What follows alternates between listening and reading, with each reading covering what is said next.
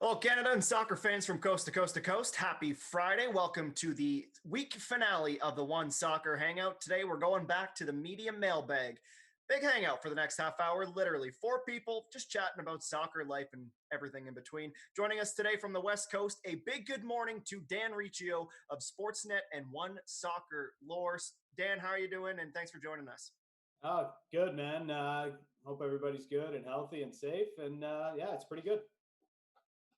I had to fix my lighting there. I turned it off right before air. I was going to tell you that. I was texting our producer, like, what the hell is going on with Adam's light? So you're about Power to tell a outage in scary Trenton, story Ontario. about him. We could do that. We could do one soccer scary stories. It looked like one of those docu-series where the person wants to remain anonymous. And the only thing we're missing was dubbing your voice, really.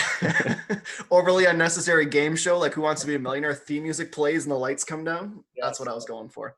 So, Dan, for those who may not be familiar with your work, if they're not from Toronto or Vancouver and have heard your voice on the airwaves or seen you on the various media appearances you've done, give us a little bit of an introduction to those people who need to get to know Dan Riccio, because once you know Dan Riccio, you're a better person.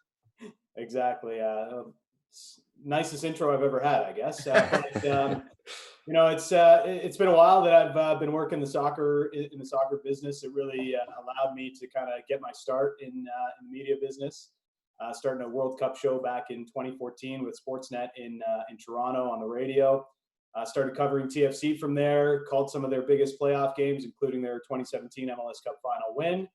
And then I moved out here to Vancouver and been working with the new radio station here, covering the Whitecaps. And of course, I have a daily radio show, Reach Deep, 1 to 4, which we focus on all sports, mostly because the Canucks are king here. So a lot of hockey, but also stay focused on the Whitecaps with a podcast called Fine Lines. And of course, doing the OneSoccer stuff as well. I've called a number of games in Alberta and also on the island with Pacific FC. Mm. That was actually going to be my next question for you, is aside from people who aren't from Toronto or watch a national network or it's Leafs all the time or it's Raptors all the time, what are some of the differences you found being in a market like Vancouver? Is there more coverage for all the sports? Is it a bigger outlook on the world of sports in general? Just what are some of those differences you found, Dan? Well, I think with Toronto, it was a little bit more, you could go through a lot of the sports. Like the Leafs were top and the Jays were big in the summer. Raptors really started to break in, and I think TFC, especially once Javinko showed up, and even the bloody big deal with Jermaine Defoe, they really started to get a little bit more coverage because they announced themselves onto the scene a little bit, right? And made it seem that they were big league alongside the other big major sports. With Vancouver, it's tricky. It's Canucks here. Like Right. they love the Canucks, and the Whitecaps definitely have their niche fan base, and everybody remembers the Soccer Bowl win from the 70s. But it's Canucks and everything else. BC Lions don't get a lot of love. The Whitecaps, I think if they would, the Lucas Cavallini signing did generate some buzz, but there's a large soccer fan base here that's followed the European game. I think they're kind of looking for that bigger name star to really jump in and get more of a casual fan to buy in on the Whitecaps, and some playoff success would help. Yeah, that's what I was going to say, Dan. Is I think we haven't really seen that market with an MLS team that's really a contender, right? We've seen a few bits and pieces in the playoffs and a few early exits, but we haven't really seen a team that's really captivated anybody or been able to draw in that casual fan. That's really it.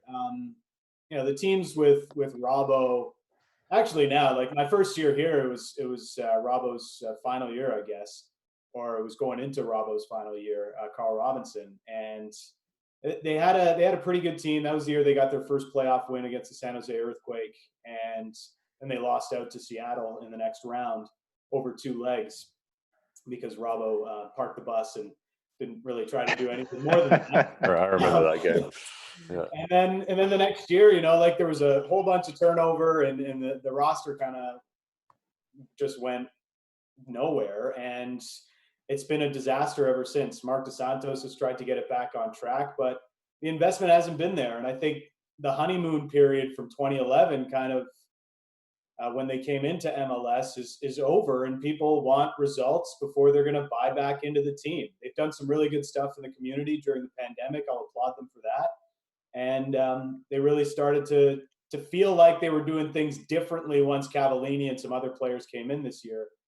But it's just not been great. They haven't had the investment from ownership that's needed to have consistent success. Yeah, and when they have invested, it's just seemed like they haven't really hit on a lot of big signings, right? Those $1 million, $2 million a year signings, they've kind of missed on those too. So, well, they didn't have a scouting network. It's just until this year they finally started building it out with Axel Schuster and stuff like that. And I think it's one of the, there's been a shift in MLS, and some teams did things when the league was smaller and you could have some success, but with the way that the league has gone and how it's continued to progress, it's harder to compete with those higher level teams unless you're going to try and do things a little bit differently and find ways that you can have success on whatever budget it is you're setting. And the Whitecaps just haven't figured that out yet. Yeah, the unfortunate thing is, we talk about bringing in a player who'd capture people's attention, but they're never going to have anyone who was quite as exciting as Alfonso was, right? And they didn't really take advantage of having that kind of budding superstar in the lineup. Man, that was that year was probably my biggest pet peeve, because you knew Davies was special, and you had this player who you weren't paying a designated player type of contract or money, and their biggest offseason signing was Kai Kamara, who's great and he still scores a bunch of goals, but they needed to do more than that and surround him with more talent, because you have this superstar player. I mean, watching Davies that year, he's almost as good as any other player I had seen in MLS. You just knew he was a cut above, and the speed and everything else. And you wanted him to be unleashed and to have a little bit more talent around him, but the Whitecaps just didn't give that to him. Mm-hmm. Alfonso Davies took his talents over to Europe, and that's where we are going to go next. Some news yesterday coming out of France. Ligue 1 canceling their season. In doing so, PSG named league champions. It's great for them, but for two teams, Toulouse and Amiens, who are going to be relegated to League 2 next year, there's some big issues. And then you get teams like Marseille, who qualify for the Champions League, which didn't sit well with Lyon, and now they're threatening to sue the league. So let's go around the table, or around the I wish we were all at one table together. Let's go around the country right now with Dan and go one by one and just get everyone's take on it and ask if it's better to finish the season, cancel the season. What's your take on what should be done in some of these situations? And we'll start with our guest today, Mr. Riccio. Well, I'm kind of glad, following all these leagues and how they're, hoping to get games done. I think it's nice to have some leagues that are just making a decision and trying to move forward with it. And maybe some of the other leagues in Europe will follow that way. Because we know Italy is trying to get things done and all that. But, PSG was over 10 points up. You can't really make the argument that they weren't going to be champions. So I'm not sure why anybody else is upset with them being named champion. It's very different from what happened in Holland, where the top two teams were tied on points, and it was goal difference that had Ajax on top. So to say PSG wouldn't be champion would be disingenuous for me. There's no perfect answer. You've got to deal with it as it is. And that's life. Lyon, I don't really understand what Lyon is complaining all that much about. They're in 7th place. They were miles behind a Champions League spot even, never mind top of the table. So get grips with yourselves over there, because you're complaining about nothing. I am actually with Lyon here. So I'm disagreeing with Dan Riccio, and not because I think Lyon has a chance to reach a coveted Champions League spot, but because they were brave enough to speak up for the team that should have spoke up, which I believe is Lille. That is I think they're a point outside of a Champions League spot. So credit to Lyon for speaking up for Lille. Do I have a problem with PSG winning the whole thing? No, they're 12 points clear, as Dan said. So I agree with you there, Dan. But I think there's a better way to solve the other issue, which is who qualifies for what. Maybe you can't do that right away, but I think you should figure out something, maybe some kind of 2-leg playoff where you're saying you guys are really close in the standings. We're going to let you guys play off at some point for either relegation or for promotion into a continental tournament. Yeah, for me, I've said since the start, I think you have to try and finish the season as best you can. I don't really understand the line of thinking that we have to start next season in August. That can't be pushed back. I think when you have a season that still has games to be played, you finish that season first. I think for me, it harms the integrity of the competition for teams who are maybe just outside the European places or battling relegation not to complete that season and complete it as it was set out. You have teams that are planned for 38, 36 games or however long the season is. And they've been given a 28 game season. And for me, that, as I said, that just damages the integrity of it. So I would rather have PSG named the champion than to completely void the season, because I think at least then you have a resolution. And in PSG's case and in Liverpool's case, they obviously should be the champion. But I don't really understand why we're rushing towards cancelling the seasons instead of finishing them whenever we can finish them. Mm-hmm. I think what would be an interesting experiment too is if instead of punishing the teams who are not in a relegation spot right now, take the 2 teams that would be relegated, the 2 teams that would be promoted from League 2, and have that be your play. And I think that would be a fair way to give them a chance to get up without giving them a guarantee or being null and void, like you mentioned, Ollie. Want to move on to the next question here. It's just pivoting a little bit to what's the rush to cancel the season, as we sort of brushed upon, when other teams or other leagues like in Germany are trying to resume? Does, from anything you've read, you guys are all very plugged in and you keep your eyes on the tabloids, what is some of the reasoning that a country like France is giving versus a Germany?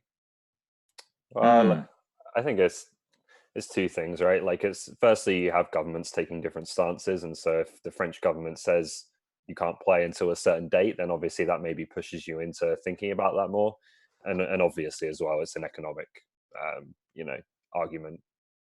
France stands to lose far less money than the Premier League or La Liga by not completing the season, and so it's easier for them to say, let's not bother. Yeah, I think the Premier League would be giving up like $1 billion just in broadcast money that they have to pay back. So that's tough for them. And looking at Italy, they're waiting on their government to make a decision, and they're looking at losing about $1 billion. And a lot of those teams, I don't know if a lot of those teams can survive without playing the end of the season. So the economic factor is huge when trying to figure this out. Yeah, I agree with both these guys. Just quickly, I would just say, governments and are usually risk averse, meaning they don't want to take chances if they don't think they need to. And as Dan said, we're not on the inside here, and we don't know what the ramifications are for teams not receiving this kind of TV money. I mean, for all we know, a quarter to 50% of some of these teams absolutely need that money to survive. So you can see why the decisions are being weighed differently. Mm. All right, next up, the other kind of football, American football. This is our first homework assignment of the day. Dan, we apologize. We sprung this last minute, and it's still like 10:30 in the morning for you, so we apologize if you didn't have as much time to prepare. But I will ask the question anyways, because I am the teacher, I am the judge, I am everything right here as host. It is the one thing I have to cling on to right now, so I'm going to take it. If you didn't catch the NFL draft, there was some controversy when the Green Bay Packers didn't address some of the needs that they have in the roster. And believe me, there are quite a few of those needs. With their first-round pick, they drafted their quarterback of the future, Jordan Love, when they have one of the best quarterbacks of all time, still with a few years left under his belt. So our homework question for today was, have you seen a similar situation in soccer where it's a little bit different, obviously, because the quarterback's the franchise piece, but whether it's a big-name striker or a young prospect uprooting someone in the old guard? Have we seen this before? Kurt, I'll let you go first. Riccio, aren't you a Packers fan, Riccio? Oh, no, I'm not a Packers fan. I thought I remember you being a Packers fan. I don't know. Maybe I'm thinking about somebody else. Anyway, Mr. Host, I disagree with you saying he's one of the best quarterbacks of all time. That's just ridiculous that a guy with one championship a decade ago is considered one of the best quarterbacks of all time. Anyway, I'm not greatnest. That's another discussion for another day. I'm not a football expert. I'm a soccer expert. I'm the OneSoccer expert. I got a few names I'll throw out there real quick. For TFC fans, I would liken it to maybe an Osorio versus Aguirre-Queche situation, where we're still not quite sure why Tim Bezbachenko felt the need to bring in Aguirre-Queche for $1 million a year. We had a really young, promising, talented playmaking midfield in Jonathan Osorio there. It's a little bit different, but Osorio eventually won that battle. I'm going to go on to the U.S. national team ahead of the 2014 World Cup, when Jurgen Klinsmann, for some reason, chose to bring Julian Green instead of Landon Donovan to that World Cup. And then somehow, because he's one of the luckiest coaches of all time, Julian Green scores a goal against Belgium in that tournament, which pretty much completely negated the entire argument, which was still ridiculous. And then bringing it back to Canada, this is a little bit closer, but I'm going to go with guys like Liam Fraser, Sam Piet, and Mark Anthony Kaye coming in and replacing Atiba Hutchinson, maybe a little bit premature. Okay. Well, Mark Anthony Kaye is interesting in that conversation just because of how great he's been in MLS and the promise he's shown over the last couple of years. I remember going out to watch him with TFC2 so many years ago, and they just didn't even know what to do with him. He was like playing left back or left wing, and he was just all over the place. And now you see him as this dominating midfielder in MLS, and it's wow, what a complete change that's been. So I can see that, and Canada needs it in the midfield for sure. I'm going to go way back to one of my first soccer memories as I was just growing up. Roberto Baggio coming out of the 1994 World Cup. Of course, he was great in the tournament. Skies the penalty in the final, but he's with Juventus at the time. And they have a coaching change. Marcello Lippi comes in at that point, and they also have a young Alessandro Del Piero coming into the team. And you start to see that Baggio is losing his influence on the roster a little bit, and he's getting substituted for Del Piero in matches. And sure enough, people start to fall in love with the young player, and Baggio, who was still one of the greatest players in the world at the time, gets moved on to AC Milan the next summer because he had fallen out of Juventus's plans. So that really is almost to a T what you could have in soccer, where there is in Europe there's no draft, right? So that was one where it was just like, man, Baggio is like this incredible player and he's being pushed out by this young guy, but I think it worked out for Del Piero in the end. Yeah, that's a good one actually. That kind of brings to mind Pirlo as well, who obviously was kind of pushed out of Milan and then goes on to have a lot of success at Juventus in the last few years of his career. The one that came to mind for me was Sergio Aguero. When Pep Guardiola first came in, he seemed kind of cool on Aguero, one of probably City's best ever player, but he didn't seem convinced. He was dropping him from big games. Aguero was a little annoyed. He brought in Gabriel Jesus, obviously, for quite a lot of money. But it ended up working out kind of beautifully, and it seemed to light a fire under Sergio Aguero, and he's probably had the best 2 years of his Man City career, the last couple of years. There are some key differences, and I think Pep Guardiola, when he comes in, becomes the most important man at that club, and so he has a lot of rope to play with. I'm not sure if the Green Bay GM has quite as much compared to Aaron Rodgers, but that one was one where it worked out quite well. Mm-hmm. The other big storyline of the NFL offseason, the biggest storyline without a doubt, Tom Brady is not going to be wearing a New England Patriots jersey next year, signing with the Tampa Bay Buccaneers. Andy Dalton as well, getting replaced by the up-and-coming star Joe Burrow. Finally, some excitement for the Bengals. But the reason I bring it up is because that brings us to our next game, where I'll ask our experts here, what move in Major League Soccer, from a superstar from one team to another, would you like to see to spice up the league? Could be any team. Give me your player from which team to the other team and why. Ollie will reverse the order and give you first dibs this time. I don't know. It's about spicing up the league. Well, it could spice it up for a rivalry. It'd spice it up for you, Kurt. Whatever you want it to be. Mine isn't really spicing up the league, but I was looking at kind of like a veteran guy who I'd like to see maybe have, one last go at it with a different team. So the one I came to was Sacha Kljestan. This is a guy who I think has been one of the best players in MLS for a long time, but his playoff record is just dreadful. I don't need to tell you guys what the Red Bulls have done in the playoffs while he was there. But even with Chivas USA as well, it was 4 consecutive first-round exits. Then after the Red Bulls, he ends up in the black hole that is Orlando City for a couple of years. So he kind of has got that move to the Galaxy this year, but I would love to see Sacha Kljestan have one last go at it in terms of a deep playoff run. I think the fun one for me that I came up with is Diego Valeri going from Portland to Vancouver. You get the rivalry factor in there, which would be pretty cool. I mean, Valeri's MLS MVP, still played at a high level last year, even though he's into his almost mid-30s. And it's the player that the Whitecaps have desperately needed for a lot of years, that number 10 that can, find space in between the lines and make that final pass. He'd be probably a good tag team partner with Lucas Cavallini up top. So Diego Valeri, really, like when I saw this question, immediately popped Yeah, I have one written down here. But the fact that it was so difficult for me to come up with a name, I think, is quite troubling for Major League Soccer, and in a way makes it kind of similar to the problem the NHL has. And there's no real big personalities to sell. And do we really look at matchups and say, "Oh, I can't wait for that matchup"? We're watching this documentary right now on Michael Jordan, and you can just tell how much the matchups meant to Michael Jordan and the Bulls. So, but getting back to my player, not really a superstar, but I went with Stephen Fry, somehow returning to Toronto late in his career to finish things out. I just thought the way he left didn't really make much sense, and obviously he's still quality, and obviously he could still help TFC in the long run. I don't think there's much difference between him and Quentin Westberg. So I bring Fry back to Toronto. I think what you said though is interesting, Kurt. Just last year there was still a little bit of that superstar power from Europe, the European flavor with Zlatan, and yeah, I mean Zlatan was the big one. But the MLS, like I was looking through and just going through a lot of the rosters right now. Like you just don't have those players that really stand out.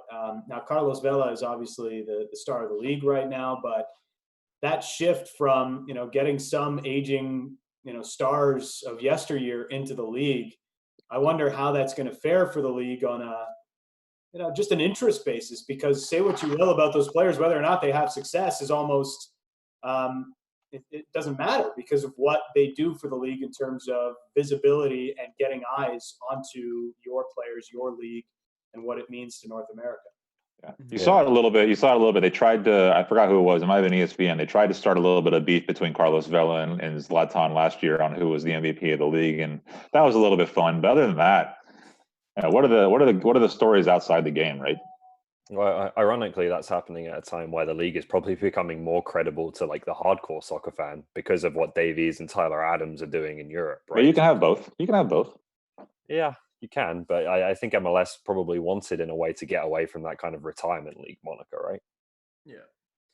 Well, I was expecting from one of you to give me a Michael Bradley to the Impact show. The question was to spice up the league. Come on. The funny thing about that is it might be more spicy to send Michael or Josie back to an American team just to see what their reaction would be in those stadiums. They've been booing him for like 2 years now, right? That's fair. See, we could have done this better with spicing it up. And Kurt, we'll have discussion off air about that NHL rip because I completely disagree with you.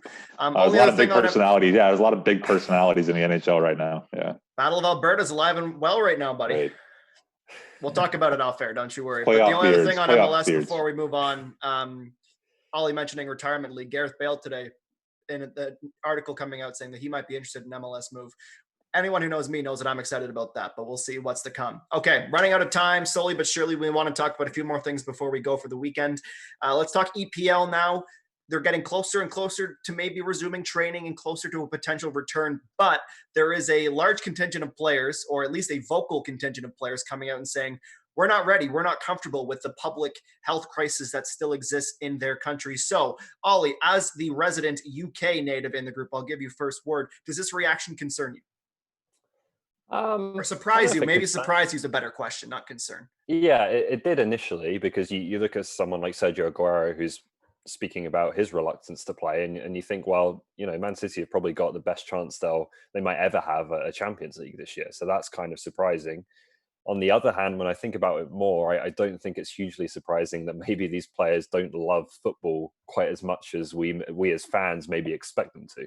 Or want them to. Or want them to. They live comfortable lives, and I can understand someone like him saying, well, I'm kind of set up okay here, and I'm not going to put my family in danger to chase a trophy.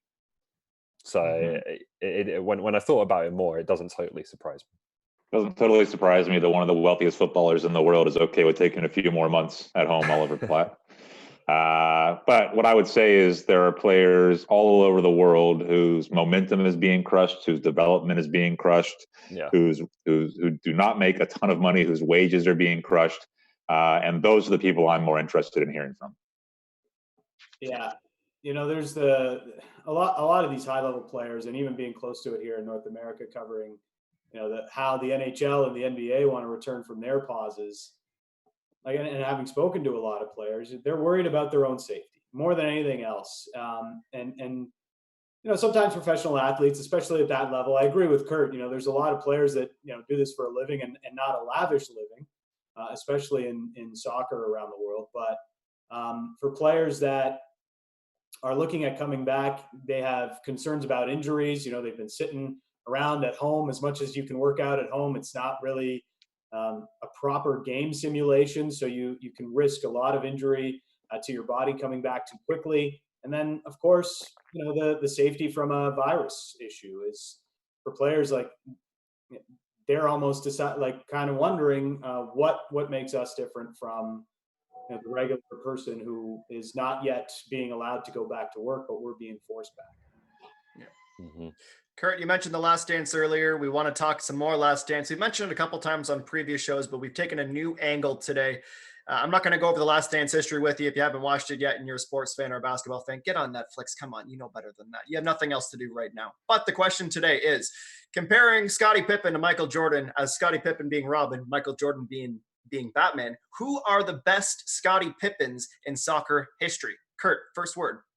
Yeah, when I think when I think of Scottie Pippen, I think of a someone who is helping the superstar, right? I think Scottie Pippen was quite a bit more than that, right? I think he was voted one of the top 50 players of all time, actually. So it doesn't really make sense to think of him that way. But still, in my mind, that's what I think of. Who is a guy who is doing the dirty work to help the star players on the team? So I went with N'Golo Kante of the French national team. Who's the Jordan? Jordan, they have a lot of Jordans, but you go, you go Mbappe right now, right? Right. Anyway, he's just there. He's there clean. He's there helping out. He's dishing. He's getting it. He's giving it. You know what I mean. Yeah. Oliver. Okay. For me, I think if it's going to be a Scottie Pippen comparison, it has to be a better player than that in terms of the all-time kind of discussion, right? Like, I think although he was a complementary piece to Jordan and he was maybe overshadowed by Jordan, he was still, by most people's definitions, one of the greatest players of all time as well. So I think That's what I said to my credit. Is Kante one of the greatest of all time? I don't know. At his position, maybe pushing it. But he's been pretty good for the last number of years. So. He has. I don't know if that comparison is reaching deep. You're welcome, Dan. Anyway, so with that being, the man won Leicester City a title. I mean, come on, give him some credit. It's like, who else is going to do that? Ollie, make your pick, man. It's almost the weekend. Anyway, with that being my criteria, I've gone with Dani Alves. I think he was the best right back of all time. So he has that kind of elite credibility, but he was kind of Messi's partner in crime, right? I'm going to give you even more credibility and say his name popped in my mind first. Yeah. Just to illustrate this point, I asked on Twitter earlier for people to give me their top 5 players of the 21st century. Dani Alves did not get a single mention, which I think was shocking. So I'm still mad about the way that he left Juventus, but we'll leave that. Yeah, we definitely don't have time for that, Dan. No, definitely don't have time for that. I actually went with another Barcelona player, and just Luis Suarez, since he's shown up over 20 goals a year with Barcelona. And, even though Messi, like, he's still incredible, but yeah, he doesn't have the same physical gifts that he did at his younger years. And I think Suarez does a lot of the work to keep a lot of space open for Lionel Messi on the pitch. Don't you got to be a nicer guy, though, to be a Scottie Pippen? Yeah. I mean, I think The Last Dance showed that he was a bit of a troublemaker at times. It wasn't a good negotiator. That's what The Last Dance has told me. Yeah, he was a little criminally underpaid, I'd say. Hey, he signed the contract, so whose fault? That's fair. It's not all about the money, guys. It's about the rings, okay? Shout out to Central Arkansas. That was your shout out. I thought you were just gonna. That's my shout out. I actually played them. I played them at school there in my conference, so they beat us 2-0. That's all I got on that. All right. I just wanted to give you that chance for a little humble brag. There you go. All right. That was half an hour, everybody. Dan's got another show today, so he was kind enough to give us half an hour. We're going to give him some time to prep for that and crush it tonight. You can tune in, Sportsnet 650 on the Radio Player Canada app. Dan, I know I will, and I'm not just kissing your butt because the show's almost over. Thank you very much for joining us. Stay safe, stay healthy, and enjoy the show tonight, Dan. Yeah, cheers, boys. Thanks for this. Stay safe, stay healthy. See you, Dan. And thanks. See you later. OneSoccer